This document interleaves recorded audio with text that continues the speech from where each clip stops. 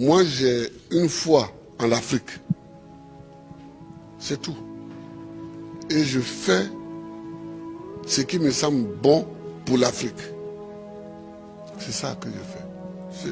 Le reste, c'est pas important. Celui qui veut être riche, il ne faut pas qu'il vienne faire la politique. Si quelqu'un fait la politique et qu'il devient riche, c'est qu'il est voleur.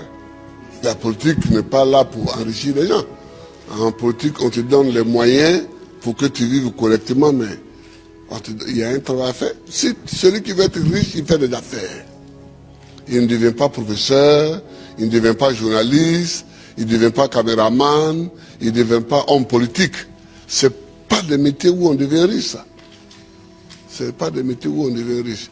Ça, c'est la première leçon que je voulais tirer. La deuxième leçon, c'est que tu peux partir de zéro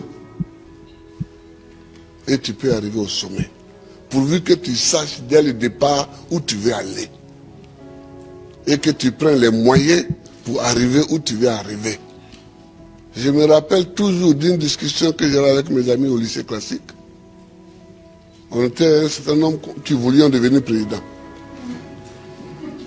Chacun dit va devenir président. Et il y en a un qui m'a dit, moi je vais d'abord faire les affaires, parce que sans argent on ne peut pas faire la politique, on ne peut pas devenir président. Et je lui ai dit, moi, c'est parce que je ne vais pas faire les affaires, que je vais être pauvre, que je vais avoir les mains propres et que je vais devenir président. Aujourd'hui, mon ami, il a eu beaucoup d'argent, effectivement. Il a beaucoup d'argent, mais il n'est jamais devenu président. Il n'a jamais même été candidat. Voilà, il n'a jamais été candidat. C'est-à-dire qu'il faut savoir ce que tu veux longtemps à l'avance. C'est-à-dire qu'il ne faut pas découvrir les situations de façon opportuniste. Il faut savoir ce que tu veux être, ce que tu veux faire. Et tu te traces ta ligne de conduite. Donc tout ce que tu fais dans la vie, moi j'ai fait histoire pour devenir président. Sinon, la bourse qu'on m'a donnée pour aller en France, c'était pour faire professeur de latin et grec. Quand j'ai commencé vraiment à militer, je me suis rendu compte qu'il me manquait l'histoire de l'Afrique pour poursuivre ma route. J'ai changé. J'ai changé. Et j'ai fait histoire parce que c'est ça qui me manquait pour connaître d'où on vient et où on peut aller en connaissant d'où on vient. Je vois des gens qui découvrent qu'il y a un fauteuil à côté, ils peuvent s'asseoir dessus. On ne s'assoit pas dessus comme ça. Le fauteuil, il est à côté, il semble vide, mais il a un propriétaire.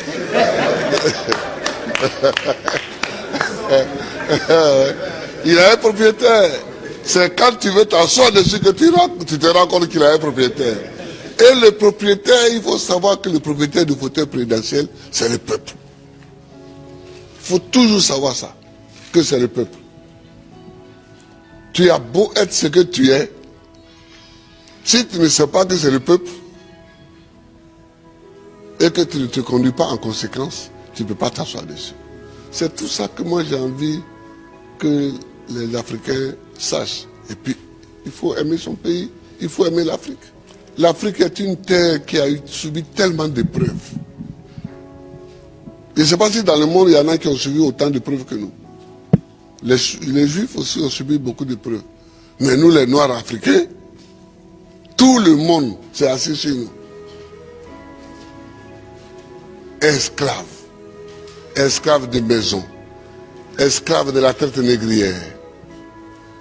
Colonisés. Torturés culturellement. Parlant les langues des autres. Tout ça. Décolonisés. Mais nous, on a des grands combats à mener. Et les grands combats que nous avons à mener, ce n'est pas pour se venger des gens. C'est pour au moins être homme aussi, comme les autres. C'est ça qu'on appelle la dignité. Que quand tu passes, il faut qu'on sache au moins que c'est un homme qui passe. C'est tout. C'est tout ce que nous voulons. C'est tout ce que nous recherchons. On ne cherche pas à dominer ceux qui nous ont dominés hier, à nous venger d'eux, à faire ceci. Non, non, non. On veut qu'on reconnaisse que nous sommes des hommes au même titre que les autres. Mais ça, si nous-mêmes, on ne prend pas les moyens, qu'on est toujours chez eux en train de mendier, et que les gens même, tu vas mettre l'argent chez eux en achetant les bâtiments, et puis eux-mêmes, ils te dénoncent. Que voilà un voleur. Comment? Je vous amène l'argent, vous me dénoncez. Mais je vous amènerai rien. Ah oui, moi quand je vois des chefs d'État africains qui sont dénoncés en Europe, parce qu'ils ont investi en Europe, ça me fait pitié pour l'Afrique. Ça me fait pitié pour l'Afrique.